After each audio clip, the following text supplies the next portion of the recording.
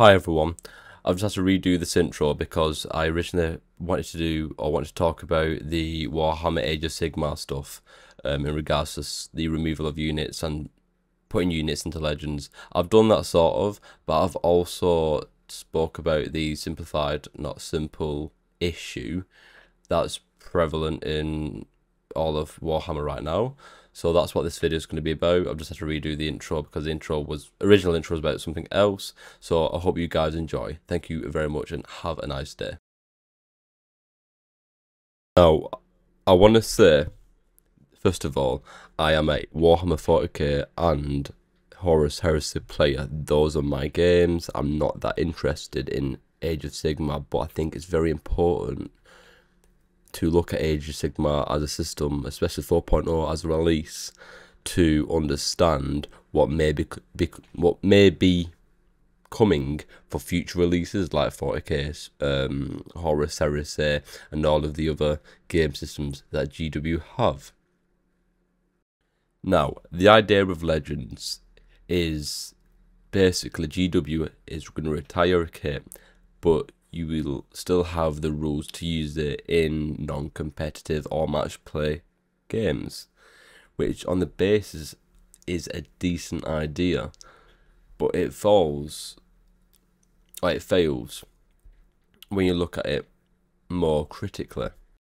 So the idea behind Warhammer Legends is for the player to use units that are not currently in production or have become out of production. That was its original intention, right?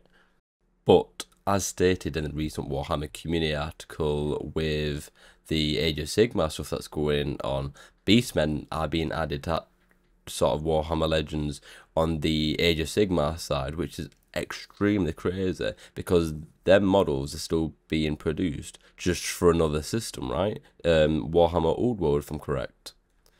In 40k terms, this has happened with the Horus Heresy line of miniatures, where we got a bunch of, cool new models in plastic because resin is awful to work with. Everyone was extremely excited.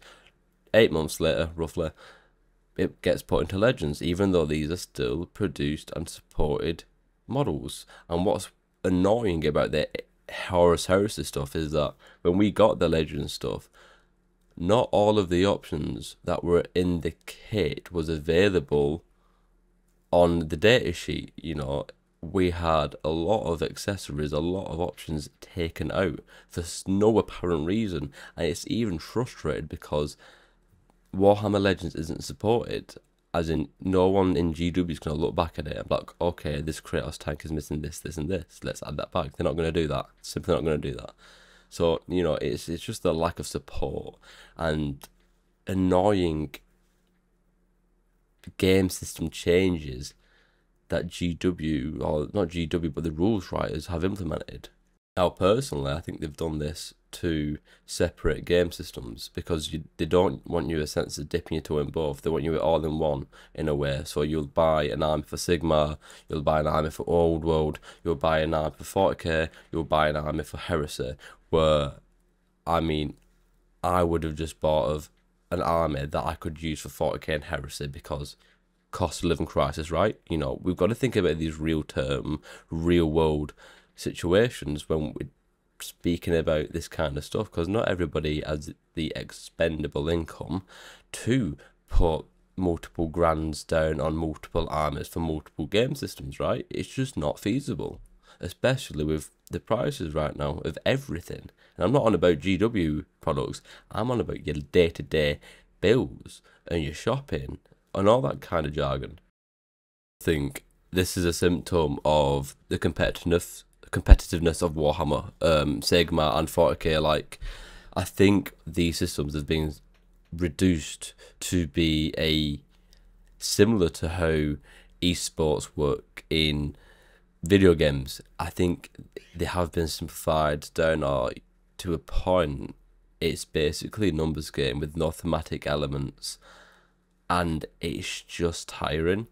Like, it doesn't feel like I'm playing Warhammer. Warhammer has never been not as much fun. No, that doesn't make sense. But Warhammer hasn't been this unfun to play ever. And I've been playing since like 5th edition, so I've been playing for a long time, not longer than a lot of other people, but I've been playing for a long time.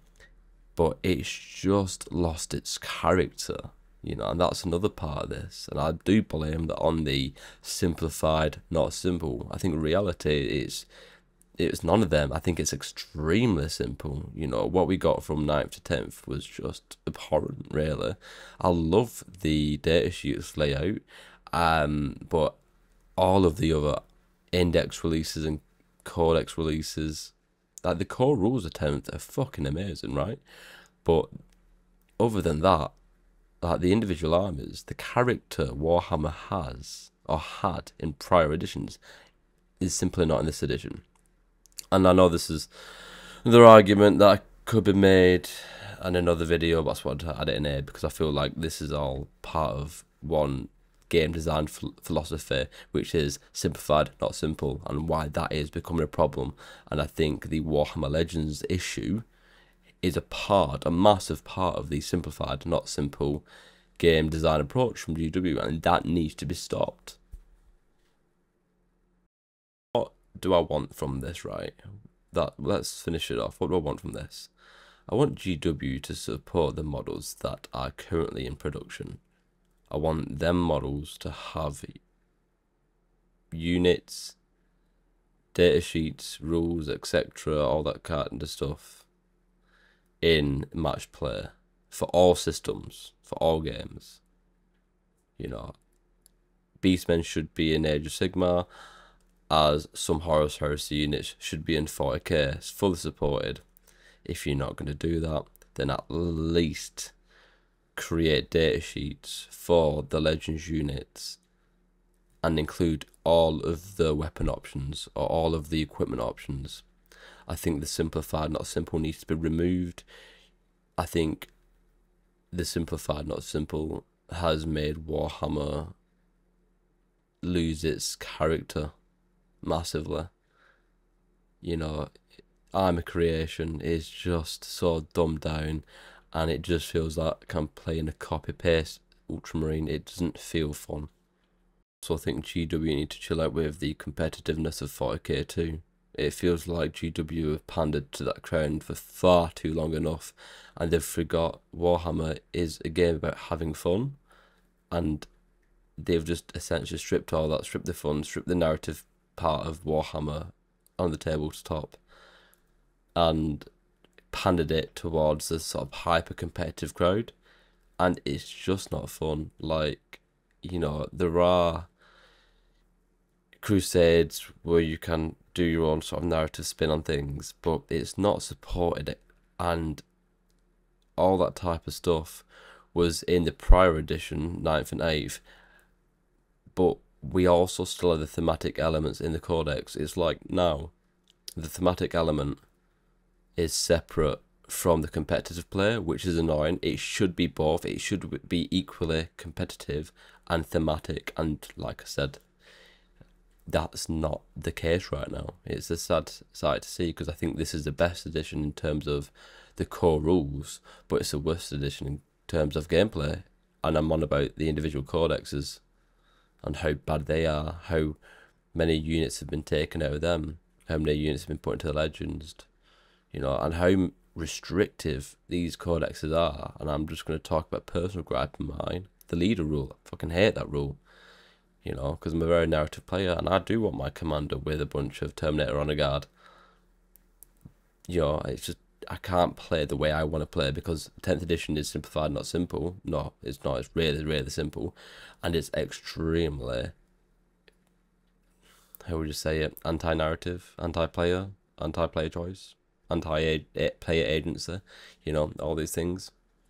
But that's my critique of where Warhammer as a whole it is right now. I would love to see your comments. Like I said, do you love the system, the game, sorry, or not the game, the sort of whole IP of Warhammer, and I've been playing it for like 16, 17 years now, and I do hope it gets better, but we need to be vocal about these issues, because if we're silent, then they're just gonna get away with doing this over and over again, and we can't allow them to keep on doing this. It's not fair for anyone.